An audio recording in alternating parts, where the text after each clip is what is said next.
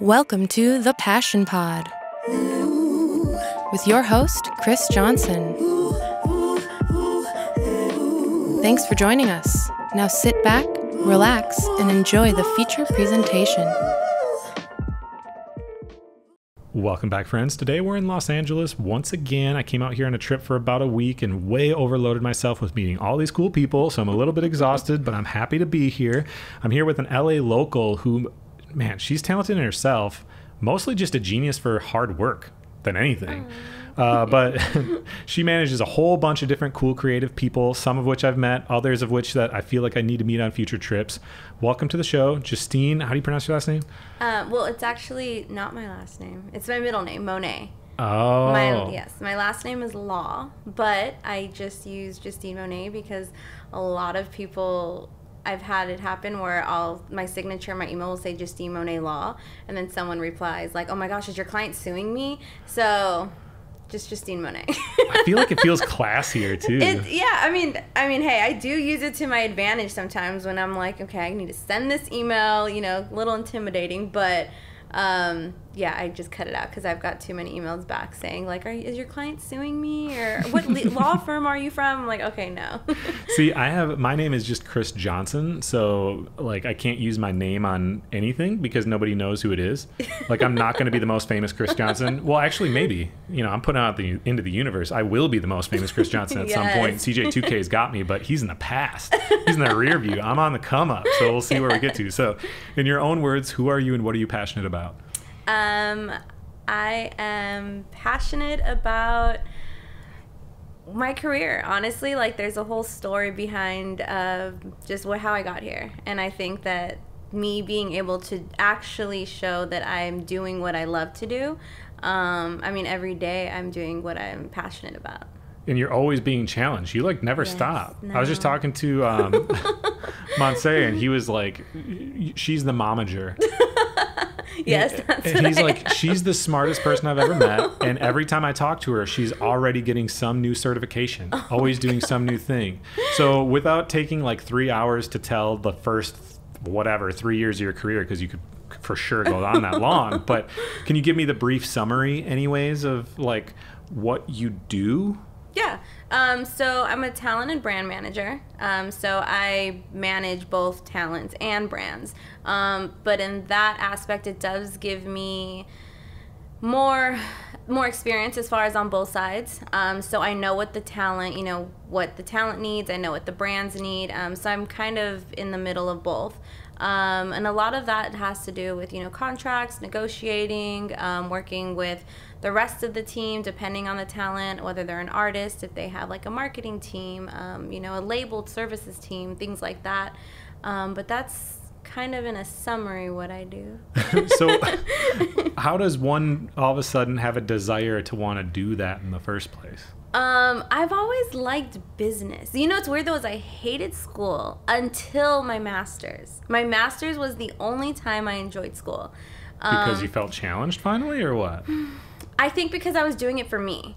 I feel like obviously I had to go to school. I couldn't tell my mom at 15 I'm not going to school. I mean, I could have, but that wouldn't have went well. So, sure. High school, it's, you have to go to school. And then, it's just, in most households, it's like, okay, are you going to college or what are you going to do? So it was going to college, getting my bachelor's, and I hated my bachelor's. I would cry. I hated school so much.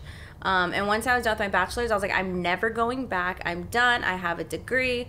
And then years later, probably 3 years later, I saw my husband get his master's, and a part of me was a little challenging. Well, if you can do it, I can do it. But then at the same time, it was I wanted to learn more. And so to me, it was how can I learn more? Yes, I can take certifications, and there were things I was doing, just trying to educate myself on the business side. And just like a dancer, dancers study all types of dance. So to me, I was I know the street smarts of the business because of what I've been around, but I want to know the book smarts too. Yeah. And I also think being a woman, unfortunately, it's kind of going into in an industry where it's male dominated on the business side, going into meetings, you know, having that educational background, it does help me. Even though I know without it, like, I can do my job, but it's like just having that, I do get respect, a little bit more respect. Yeah, people should treat you seriously, but when you have that, it's like a little bit more clear of a kick in the face of, look, I'm more educated than you are. Yes. So please, let's not even discuss whether or not this should be serious. Yeah, so that's, you know, but my master's, it was for me, you know, it was my money that I was spending. So at the same time, I was like, okay, I want to make sure I don't fail any classes because I don't want to pay thousands of dollars again. And it was also just everything about it was like, this I'm doing for me and I'm doing for my career. I'm not doing because I want to. I mean, obviously at the end of the day, we all want to make our family proud, but I wasn't doing it like, okay, well, I need to make sure that I graduate high school for my mom, and I need to make sure that, you know, I finish college for my family, like, so they're proud of me. This was like, no one told me to do this. Like, this was for me. So. Yeah. Well, and it's very unique. Very few people go to school when they aren't required to for what they want to do. You don't have to have a master's degree to do what you do. No. People take you more seriously for it, and you certainly know more about it, but you don't have to. So that you're a rare gem that chose to do that. But I want to hear more about how that kind of came to be, because when you choose to go back for your master's, there must have been some motivation. And at that point, I guess, what did you do? What did you get your bachelor's in? And then at some point, at least during that time frame, right, you had kind of a regular job, whatever that means. Yeah. So my bachelor's, I originally started off with econ. I hated it. I stopped doing econ, then went into business law. I like law. And then I did work all throughout my bachelor's and through my master's. I actually worked in corporate. I worked in the financial industry for about 8 years. And then I was doing brand and talent managing on the side for a friend who went viral with the video, and her business just took off. So her and I were kind of doing it together, and naturally I just took on the business side of it. So she just kind of hit you up for some advice or something at some point? Or no, how did the happen? So she taught classes. She went viral for a twerk video she did, Lexi Pantera. Okay. She went viral for a twerk video she did. She's, you know, one of my best friends. So she was teaching classes, went viral, was now having to travel the world, literally in movies, TV shows, everything. And so she's like, hey, in the beginning it was, hey, can you help me with classes? Can you help me teach classes? So I was like, yeah, like her and I danced together. That's how we knew each other. So I started off twerking, actually. Rad. And so, so I would just help her teach the classes, and it was just her and I. And so while she was traveling, I just naturally took on the business side. I just gravitated towards that. So I was handling the business side of things. I then started managing her brand. And then from there started helping manage her stuff as well. She started getting into more like artist stuff, singing, music, and that's how it started. And as I was doing that, I was working full-time at the bank and going to school, and then slowly people that I met in the industry started asking me to manage them, and I was like, I have no time, like there's no way. Towards the end, I took on 2 more clients, JoJo Guads and Cassidy Payne, both twerkers as well. And then in the middle of my master's, I was like, okay, I got to make a decision, because there was so much opportunities for me, but it was scary. Sure. And to me, I'm so by the book, go to school, work a 9 to 5, you know, there's health benefits that are guaranteed, all of that. I wasn't married at the time, so I couldn't just say, like, I'm going to hop on my husband's. So to me, it was the risk of just not knowing. Like, what if tomorrow, I don't know, social media is down, or my clients are like, I don't want to work with you anymore. I don't know, whatever it is. So there's no guarantee. There was no comfort there knowing, like, I'm going to wake up and I'm going to have a paycheck every 2 weeks. That's the scariest part about going into business for almost anybody. I walked away from working at a Verizon with very comfortable pay and everything to open a skateboard shop, where it was like, I'm just not going to probably make a whole lot of money. Yeah. What if the skateboard industry disappears? But if you're in the mindset of like, well, I'm just not going to fail. Yeah, and that's what it was. I just knew, like, if I'm going to do this, I'm going to do it. Right. And, you know, honestly, it was my husband that, like, because I was debating for years, like, am I going to do it? Am I not? Like, just at the edge. And my husband was like, you just need to do it. Like, how many years are we talking about from when you first started? Because you said it was 8 years in financials. Was it like 4 years you were doing this? Was it 6? Was it 2? It was, I believe I was 23, 24. I'll tell you my age. I'm 32 now. So me too. 23, 24 was around the time I started. Throughout that time, I was going to school, working a full-time job, doing this on the side. It wasn't until I was 30. Yeah, 2 years ago is when I... like 29 and a half. I quit my full-time job and just invested all into this. And then about a year ago, a little over a year ago, is when I started taking on more clients. Yeah. And literally what has happened in a year, I mean, I've had clients prior, I've, been doing it prior, but how much my company has grown in a year is just like crazy to see. And it was just my mentality of like, I can't fail. Yeah. So it's, I think anyone who's an entrepreneur, successful entrepreneur, however you view success, when I've talked to them, it isn't a question of like whether you can or can't. Yeah. You're just gonna. Yeah. And, maybe the business has to morph for it to work, but it's gonna work one way or another. You're gonna figure it out. Yes. You know what I mean? So, and business needs to evolve anyways. What you initially have in mind, like, I'm gonna do this. Mm-hmm. The world is always changing. Yeah. So what your knowledge base was at the time of what's gonna work in this particular moment, it's gonna change. And you kind of have to evolve and go with the flow a little bit for it to work out. Did you struggle?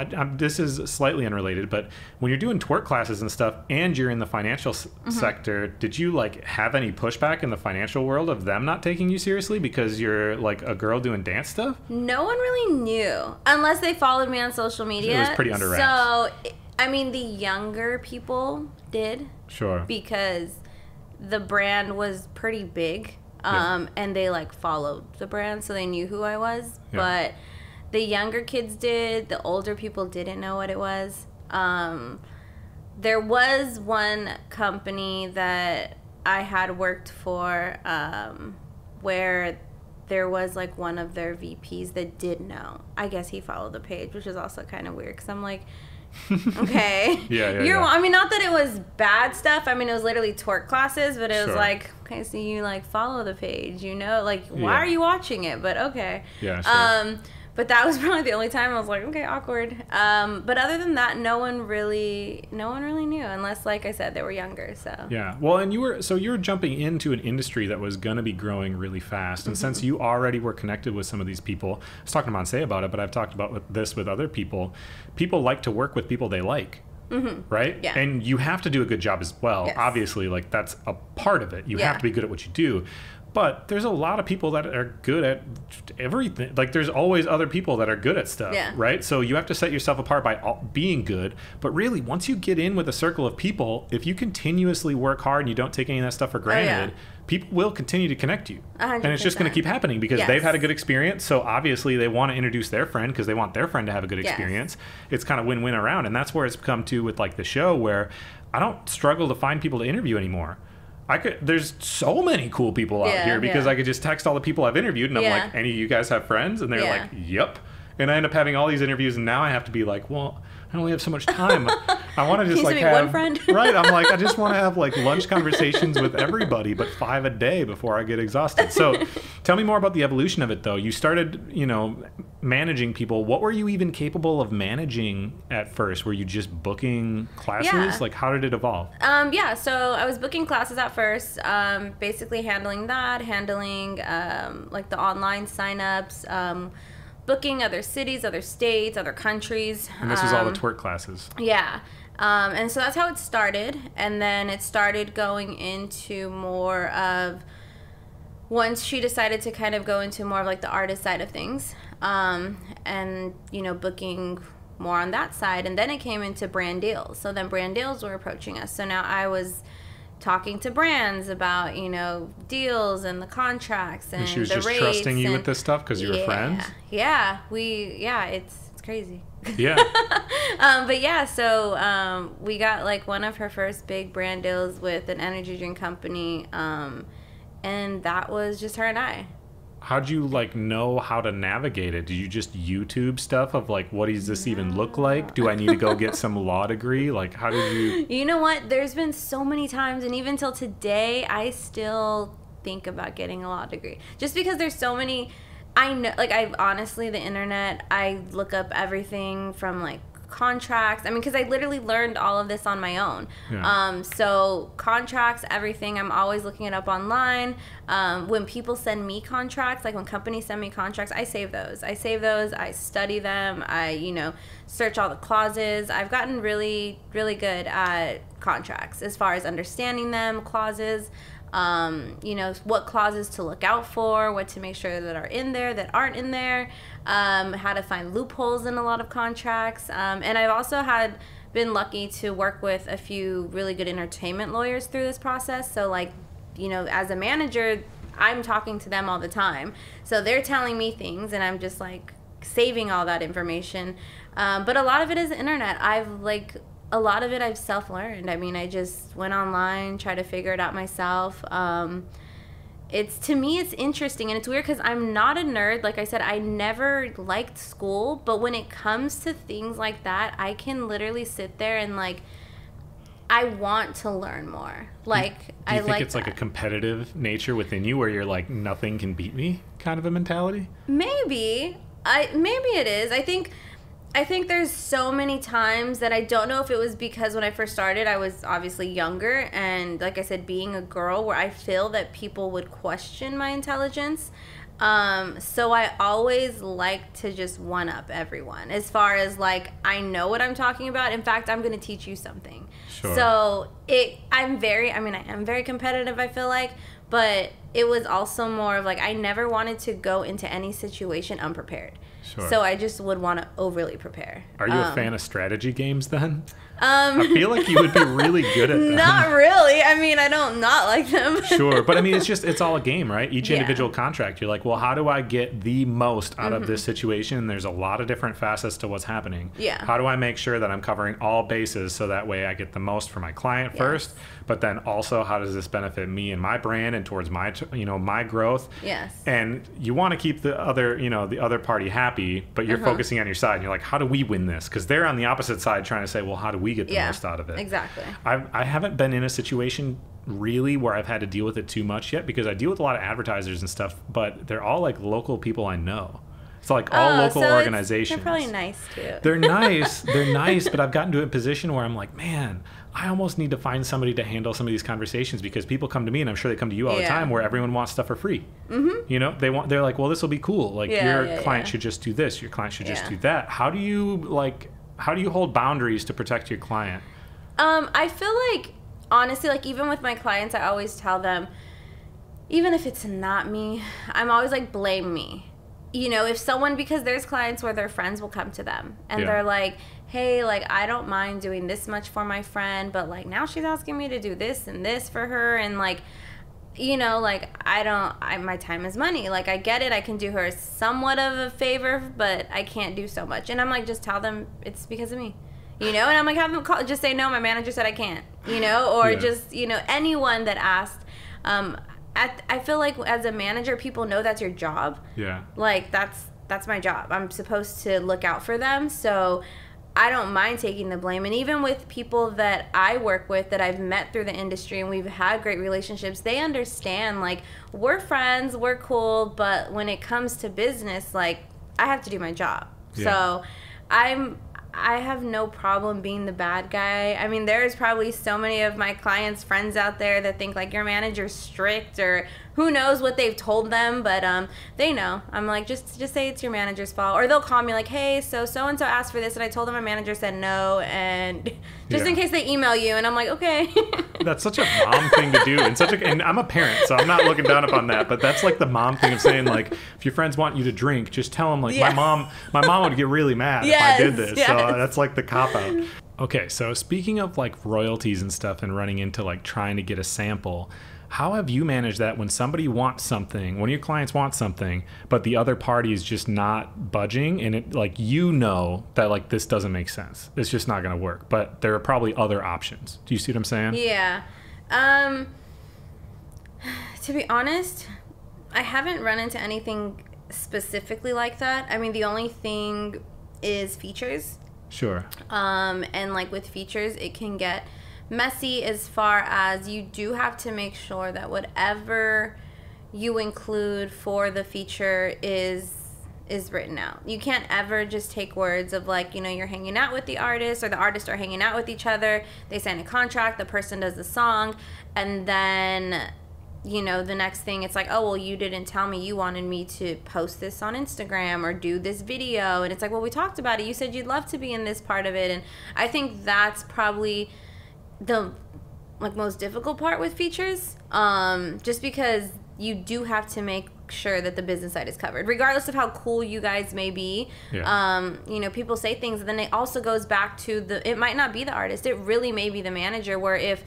somebody were to say, oh, we want your artist featured on a song, the contract only said that my artist has to be in the music video and record the song, and maybe do like an Instagram post or something, and then I have the other manager reaching out to me like, hey, why isn't your artist posting 4 times a week and posting on stories? Then I'm like, that's not in the contract, you guys didn't pay for that. So then it can get ugly. Sure.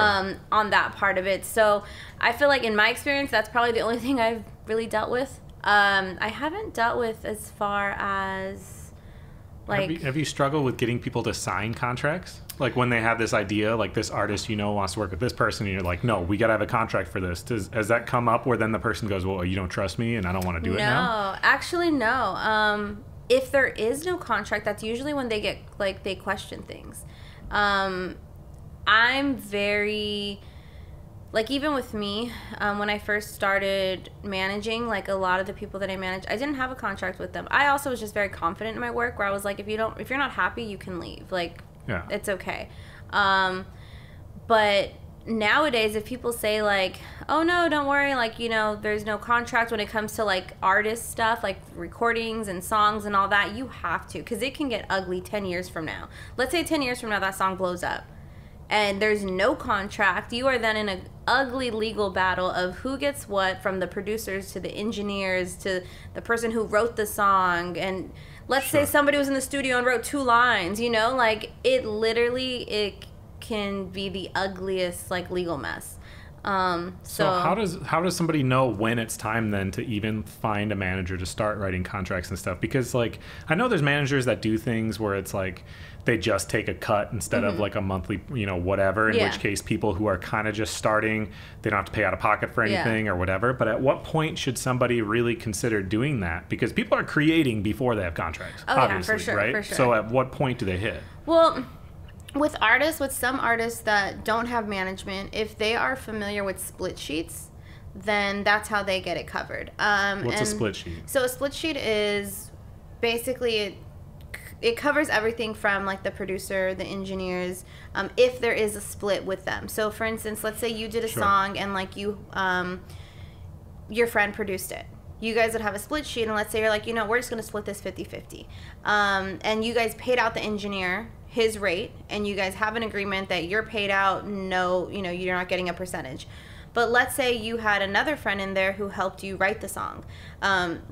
What the split sheet would do is it would cover, okay, once, this song is out, if it makes any money, you get 30%, you get 20%, you get this percent. So that's basically what a split sheet does. So for any songs that are out, that's what all artists have. You don't have to have a manager, but usually it's the manager who looks over the split sheets just to make sure that everything's done right. There are a lot of independent artists that, have kind of just learned that on their own, or whoever they've worked with. Maybe they have a producer that helps them with that, but that's probably the most important part. Obviously, if they're signed with a label, they have a label that helps them with that too. So sure. Are you able to write up these contracts and have them be like legal binding documents without having any kind of a degree in law? Because I know, a random kind of side note a little bit, I throw skateboard contests and stuff, right? And so we have to have, we make the little waivers and whatever. Yeah. But I've always been told from everybody that, like, the waivers are kind of a formality. They don't really matter. Like, they wouldn't hold up in court anyways. Really? So, like, when I go to Disneyland, though, and they, like... That's just what I've... Well, I'm sure the Disney ones are prepared separately, though, right? Yeah. But that's what I mean. Like, if you're preparing them as not, like, a legal entity, is it more so like, do you think they must hold up in court? I guess I'm not sure how all that works. Like, how does it considered a legal document? At what point do you have to have it notarized? I mean, no, you don't. So a lot of this, I mean, even it's interesting how even sometimes an email can be used, because and that was the first time I learned it. Is one of my clients had an amazing entertainment lawyer, and we were doing something negotiating something with her prior publicist, and I was like, she's not going to sign it, like, she's, we don't have anything to say that. And he's like, just get her to respond in the email that this is what she's going to do. We need that. And I mean, the situation was a little different, but I was like, that's fine. And he's like, as long as we have communication and she's like, yes, I agree, I'm going to redo this, then we're fine. Oh, okay. So I guess it kind of depends on that. With split sheets, though, with split sheets, it's fine. Like I said, it's very important, though, to have a split sheet. Most of the time, people understand and they know what they're getting into. Like, the producers know. So they're like, hey, and before they even sign the split sheet, they're agreeing on with what it is. But there's also the whole distribution process, too. So with artists, that's what helps. So when you put your music out there to distribute, you're putting the credits in, who produced it, who did this, and that's when it goes into the whole, if they have their BMI profile, that way that the BMI and whoever else they're working with, they make sure that they're collecting those residuals for them as well. Sure. So the music side is a lot more complicating than just like an influencer brand deal. Yeah, sure. With an influencer brand deal, it's like, here's your contract, sign it, we need these, post a month, and we'll deposit your check. Sure. Music is a lot more complicated. So then how does one, when you become a manager, again, when I alluded before, you get in with certain circles, right? Mm-hmm. Like, when you get in, whatever, you get in part of, I don't want to say the cool crowd, but you know what I mean, the people in that industry, right? Yeah. So now all of a sudden you have contacts with all these people, and even if you don't have a direct contact with somebody from Vitamin Water, you know someone that does, right? That's how it ends up working. Yeah. What role do you play with that? Do you seek out these deals because you have like 40, how many people do you have under, like, how many clients do you have? I have like 17, but that's a lot for one person. That's a lot to be reaching out to all these different brands. Yeah. So do you reach out to find all these deals, or is it more like when the brand reaches out to your client, they refer that to you and then you handle it from there? Both. So a lot of the times, brands, companies will reach out to my clients, and then either we have a joint email together, so I see that come in and I handle it from there, or if they have a separate email, they'll just forward me the email and I'll take it from there. Or I always tell my clients, if there's a brand that you're like, hey, I want to work with them, it never hurts to ask. It can be a huge brand, it can be a small brand, like, send me the brand, I'll find their email, we email them, we send them their, like, pitch deck, their media information, all of that, and then just follow up with them. So it goes both ways. More so, a lot of brands do reach out, and the ones we do reach out to, sometimes they say yes, sometimes they say no, and then we just follow up. And, we'll get something out of it, hopefully, eventually. Do you ever have to have a conversation with your client where they're trying to do this thing because they want to do it, but it's not in their best interest, and you try to talk them out of it? How do those conversations go? Yes. I feel like it's weird because I'm not that much older than, some of my clients I am a lot older than, but they really do see me as like a mom in a sense. Yeah. So it's like, if I do have that conversation with them where it's like, hey, I get what you're saying, and this, maybe we should do it this way instead of that way because I don't think this is going to look good for your brand or something of that sort. They usually are like, okay, I understand, I get it. Well, because ultimately you're not their boss, you're more like an advisor. Exactly. A trusted advisor. Yes, exactly. So at the end of the day, if they choose to do that, they choose to do that. Sure. But I'm always just going to tell them, like, yes, this is good, no, this isn't. And, I let them know why. This is why I'm saying I don't think we should do this, or why I think we should wait for this.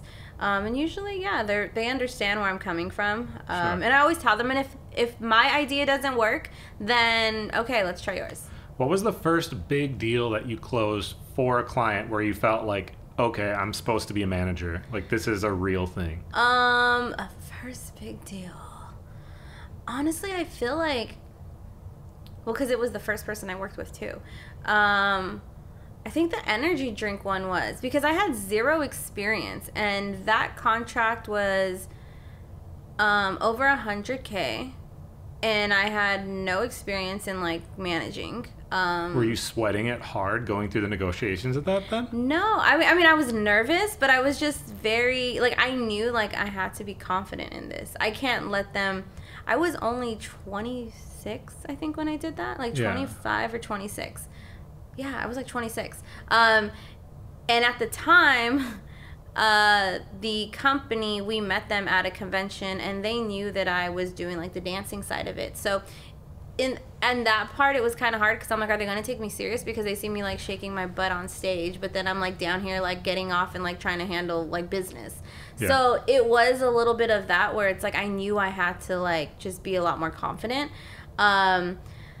That deal went back and forth for a while, as far as negotiating it, to get. How'd you know what you should have gotten? I just. Because, right, you want to get it, you target a rate or something. I knew what they were paying some of the other people. So it was kind of like, well, if you're paying them this, and her analytics are this, and her following's this, and, you know, kind of just comparing it that way. Do other people typically give out that information, though? Isn't that hard to get? I mean, not if you're their friends. Oh, yeah. Okay. And sure. so that's kind of what it was. I mean, no, in no way, if you reach out to an influencer and ask them how much they get paid, they probably lie, because they're not going to tell you, because they don't want to get in trouble with.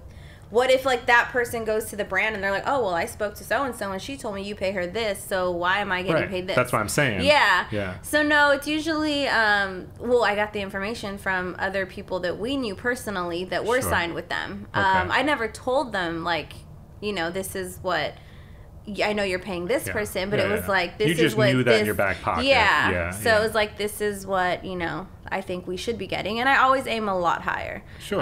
Just so that when That's how negotiations work. Yeah, just always go shoot high, and then whatever it comes to, it's probably over what you were going to like ask for minimally anyway. Yeah, totally. Well, and then as you build, because now you have like a whole agency, right? Mm-hmm. So as you build and you have more people, that gives you a lot more leverage for pretty much everything, right? Because you know what other people are making. You have other people that you could hire to be doing this particular project at whatever rate, because they're a part of this. You can connect that person with that. Yes. What's the benefit? I kind of just described it, but really, what's the benefit of why somebody would want to work with an agency like you rather than just like doing it on their own, or finding somebody that's like they're their only manager? Because it sounds appealing to be like, this person only manages 3 people, I want to be with them, versus somebody who has to divide their time between 17. Yeah. So originally I started off and I was like, and I still think my business is like a boutique business, you know, like I won't take on everyone. If I took on everyone who asked me, I'd have over 100 clients. But I don't want it to be that way. I want it to still be, even though it is a lot of people, I still, you know, it's still personal, where it's like, okay, I have 17. I literally send them out like personalized Christmas gifts every year. Like, you know, I like to keep it very personal. Where if I did 17, it'd probably be like a Starbucks, or I did 100, it'd be like a Starbucks gift card or something. Yeah. So I like everything in my business to be very personal. We're like a family. Like, we really are. I mean, I don't just manage talent. I don't just manage one type of talent. I manage videographers, makeup artists, hairstylists, graphic designers, website designers, and then talent. So it kind of built from just me networking with everyone. When Monse actually asked me to be his manager, it's funny because a month before that, my husband and I were having the conversation, and I was like, man, I would really love to have like a videographer. I was like, man, it'd be so cool if I could manage like someone like Monse, but like he's way like above, like, you know, his experience. Like, I'm just starting off as a manager. His experience is on another level. Like, he wouldn't even, like, I'm not even gonna ask. But I continued to work with him with my talent. And then one day he asked me, and I was like, are you serious? Like, you want to work with me? And he's like, yeah, like, you know, all the time we work together, we just have such a good relationship, we work well. And that's how a lot of it has built, and it benefits my whole team. So for instance, if like Cassidy is like, I want to do a photo shoot, I need hair and makeup for this cover, whatever, everything's in-house. I'm gonna, unless she's like, I want to work with someone specific, but it's like, okay, Monse, can you do the photo shoot? You know, can I have the makeup artist do makeup, this person do hair? Everything's in-house. And so then it just like helps me help them, because they're now collaborating with other talent. They're now having that to post. They're not having to, reach out to all these people, which they still do, but it's more of like it benefits everyone. And I like it that way. I like to try to help my team grow within in-house first. You're building a super team that can do kind of anything, and the next thing you need on your team is a podcast out of Wisconsin. No, but I do have a podcast. I do manage one podcast. Bagels and Shade. It's in Florida. Oh, cool. Yes, I do manage one podcast. That is my first podcast. I actually had a couple podcasts reach out to me too, but how do you manage people that are on the other side of the country? So, I manage a rapper in Texas. Okay. Yeah, so I have one person in Texas. I have her in Florida. Those are the only two out of state, I think. But then your network being out here, like, how do you find them people to work with and stuff within their zones? Because you're not out in that zone. I actually know a lot of people in Florida. Honestly, I'm sure you know now, Florida's like the new LA. A lot of people from LA move to Florida. They're moving to Florida or Austin? They're moving to Florida. Well, that too. Yeah. But they're moving to Florida. A lot of talent started moving to Florida during the pandemic. So I do actually know a lot of people in Florida. And if I don't, I just reach out. Like if someone's like, hey, like if my artist in Texas is like, hey, I want to shoot a video. He has like people he works with, but it's like, I want to shoot a video with this person. I will literally go on Instagram and I will search those hashtags, search whatever, and I'll reach out to a videographer, a photographer, like, hey, I have an artist. Are you available next week to shoot? And then I like build them into my team where it's like, I don't manage them, but like next time I have a talent traveling to Texas, I'm like, hey, I have someone in Texas. Can you do a photo shoot for them? And it's happened a lot that way. I think people on the outside don't realize how small the community is.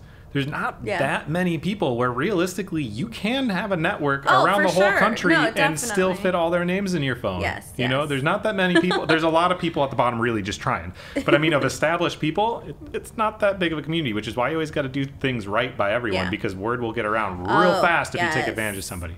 Man, I want to work with J-Lo.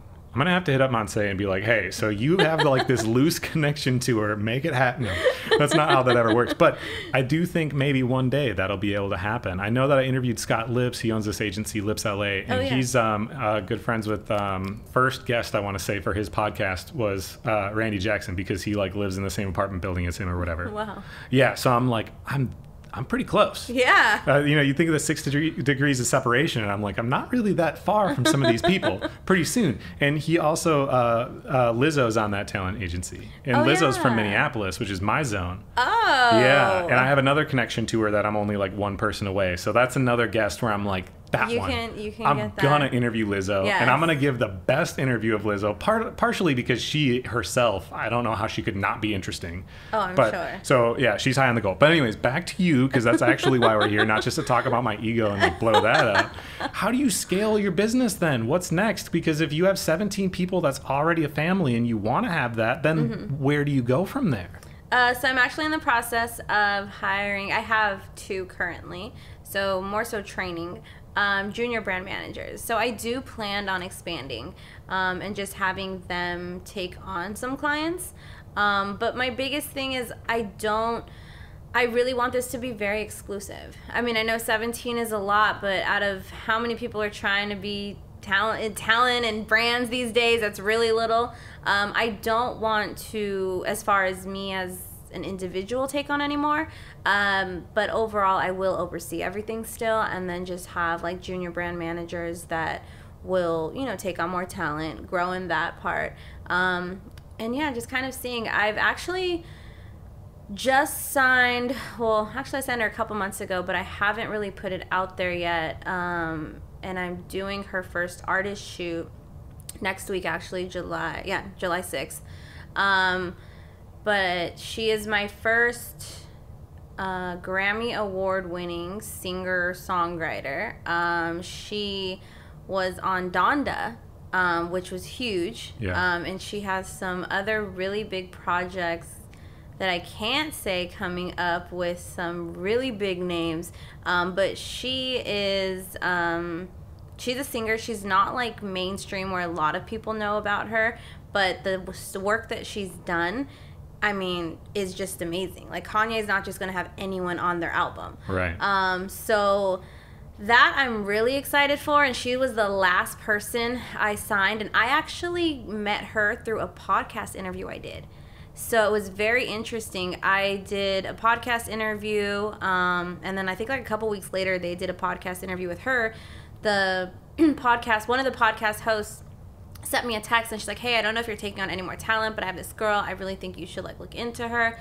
We were interviewing her on the podcast, and she was like, I'm looking for like, a manager, like, a boss, woman. Like, I'm really into that. And she was like, I automatically thought of you. And I was like, oh, let me connect you. So I was like, I'm actually going to take on like one more person, I said. And I had just posted that on social media like a couple days before. Sure. And so I met with her. We had lunch. I loved her energy. She's so talented. She definitely has a lot of perks as far as like she's already ahead than a lot of artists that are trying to make it. Well, yeah, she got Grammys. Exactly. And she's on Kanye's album. Like, yeah, that's she's pretty big. Yeah. So now it's just, it's just going to be branding her and really letting everyone know who she is as an artist.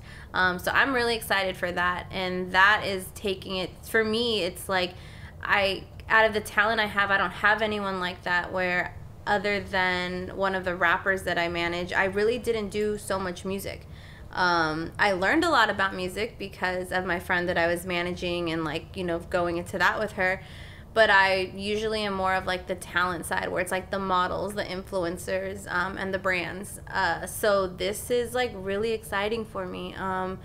So that's kind of like the next, now I'm like, wow, like from doing that to now really going to like full music managing. It's like, Well, you started with twerking friends. Yes. It doesn't mean like twerkers. Some of these twerkers are like blowing up and they're doing well. So I'm not trying to discount that. But you go from that to Grammy winning is like, which I have a 2-time Grammy winner friend that I interviewed. What's up, Dave Yaden? You're a player.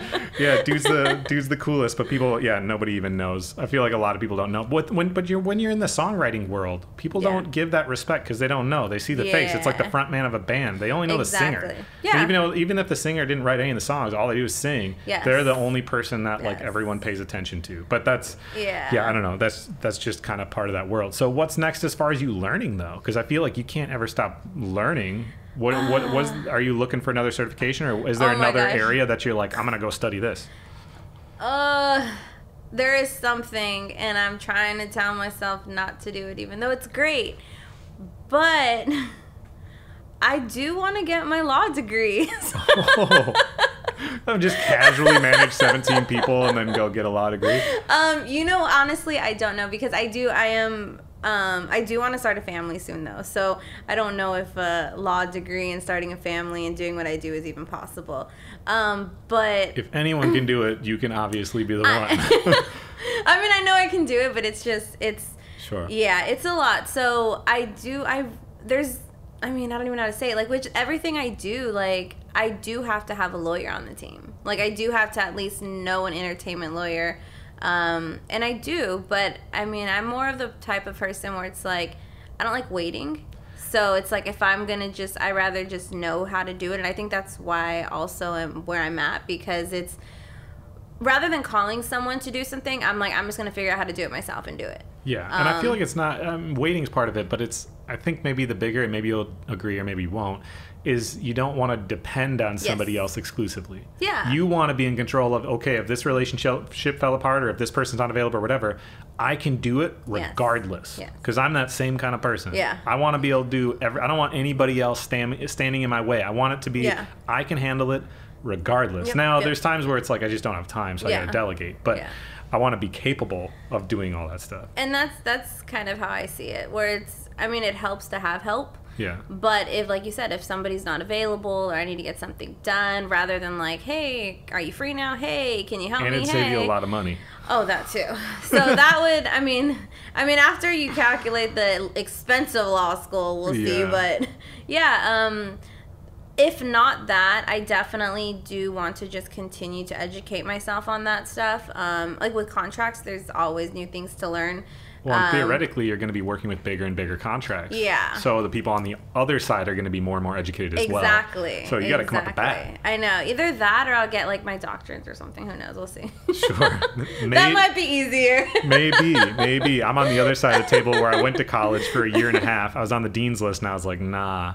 I talk to people. I hated school. Like, this is what I do and I can't. Yeah. So, but there is definitely value in it, and especially when it comes down to contracts and stuff. Like Yeah. I said, that's one of my like glaring weaknesses is paperwork. Yeah. I hate doing paperwork. It's just like my least favorite thing to do. But I've learned through a few different times, and I won't say when, but I've found now that I need contracts before I agree to do work that's supposed to be paid. Yep. Because No, otherwise 100%. people turn into something else. But staying on a positive note, when you do something that you care about, you tend to have really awesome, unique experiences that are very memorable. They're fulfilling. Yes. You know what I mean? I stopped sharing one on every single episode because I've had a lot of them, but people don't need to hear my stories so much. I'm sure you have one.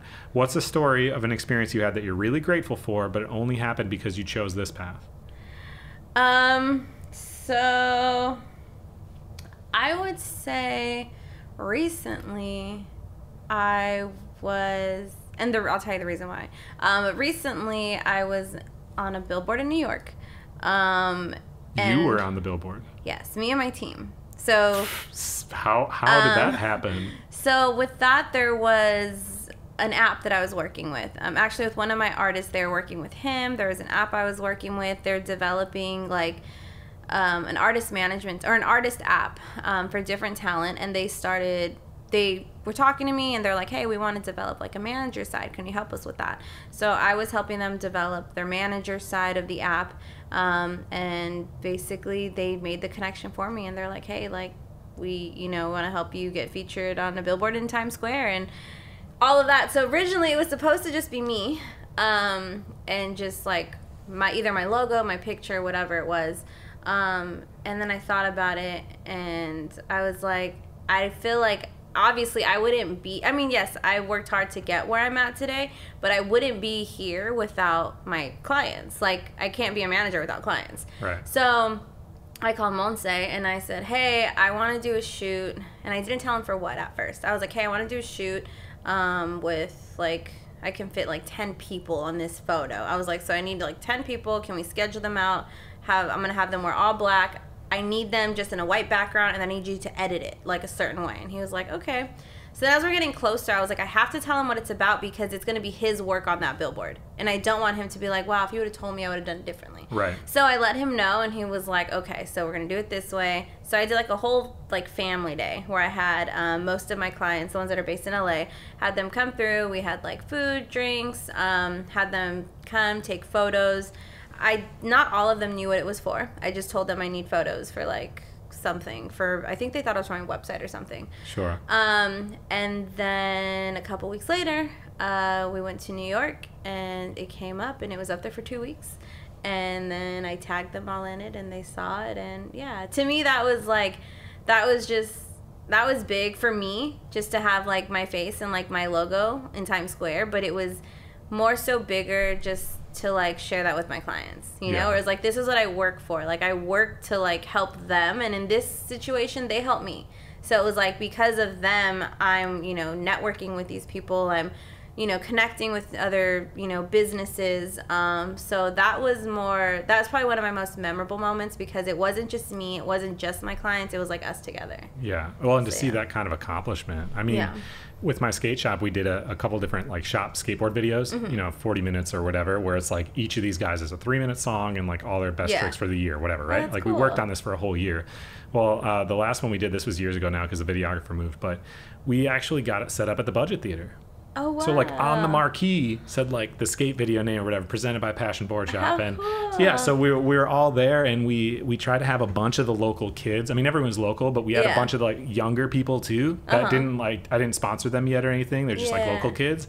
We tried to get as many people as possible to get a trick in the video. Aww, So we're all there, and That's like so 15-year-old cool. kids sitting in a movie theater watching them pop up on the big screen. Yeah. Like that was such a cool community moment. That's, you know, yeah. that wasn't just me. Obviously, I had partially to do with it, why it happened, but like being able to see all that come together was like, wow. Yeah. So what I'm doing, building this whole community and with skateboarding where I live, like this is worth all this effort. Definitely. Like that's so rad. Yeah. On the flip side, I think you learn fastest when you make mistakes. Yeah. Hopefully you make them early when they're not as big of a consequence. Yeah. What's the story of a mistake you made that taught you something valuable that someone listening might benefit from? Read contracts. So you had one go south. I didn't have one go south, but I mean, we fixed it. We were able to find a loophole in it. But definitely, I would say that is probably the most important thing. Don't just skim through contracts. And most talent does. And that's why, you know, if they have management, that is what management is for. But early on, when I was more so on the talent side, I didn't read contracts through correctly probably, and I also didn't understand them that much. It's hard to understand if you don't know what you're looking at. So to me, I'm like, they said this and we're gonna do this and we're good, but the clauses are what will get you. So I would definitely say those were probably like my mistakes starting off, and that's why I feel like I'm also just so like contracts are like my world now. I know like everything inside and out with contracts. I mean, obviously there's some contracts I've never done. So obviously if it's something new, that's coming. But even with like the artist side, like I said, the music side is so tricky that, I have friends that'll send me contracts from their team, or they're like, hey, this person sent me a contract for this. Can you look over it? And I know like a lot of these, little clauses that people will slip in there thinking no one's going to pay attention to because it's on page 14 at the bottom right before they sign. And they're just like, I just want to get rid of it. So yeah, that's probably my advice. Read contracts, and if you do not understand the contract, do not sign it. Ask someone who knows. That's what Michaela told me when I interviewed her. She got, put in a sticky spot. And when I interviewed this other guy, Greg Gatsby, he's like a DJ in this area who's Billboard, and he's a badass. But he explained too, he's like, look, here's the thing. If you just have a contract, people will treat you professionally, even if they're your friends. Yeah. There's nothing, you're not saying anything by having a contract saying, I don't trust you. You're saying, look, I don't want there to be a miscommunication at any point in time. So like, let's have this as clear as possible. And it just looks professional anyway. So take the time to do that. You won't regret it, regardless of how small of a thing it is. If you ask somebody to mow your lawn, maybe just write down, this is exactly what is expected. You know what I mean? Because when expectations are different, that's when all of a sudden we come into problems. Well, thank you so much for coming on the show. Thank you. How can people go follow you? How can they reach out if they have a question about whatever? I'm not saying they should go hit you up with their contract and say, give me free advice. But how can people go follow what you do and get in contact if they wanted to reach out? Yeah, so my Instagram is at Justine_Monae. Is that business, Monee? Monae. AE, okay. Mm-hmm. My Instagram business is in that bio, but it's at Justine Monae, MGMT. And then my website is in the bio there as well. So everyone listening, you need to go follow your passions, become massive, huge successes, and then hit up Justine, and then she'll finally pick up one more client. Thank you for joining us for this episode of The Passion Pod. We hope you enjoyed it as much as we did. We'll see you soon.